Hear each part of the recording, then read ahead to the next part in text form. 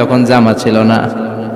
আপনি যদি যথা নিয়মে কেসাসটা আদায় করতে চান, আপনার জামাটা খুলেন, খালি পিঠের মধ্যে বাড়িটা মারিস। এবার আর ওমরে ফারুককে ধরে কে?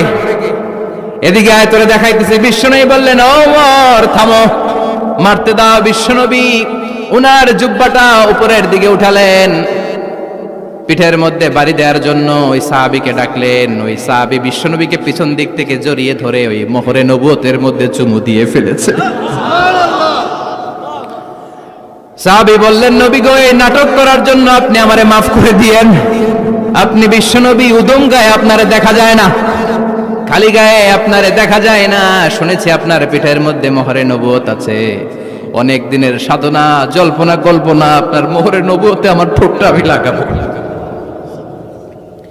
আপনার মোহরে নবুয়তের মধ্যে আমার ঠোঁটটা লাগিয়ে আমার ঠোঁটটারে আমি জাহান্নাম থেকে পরিত্রাণ করাবো।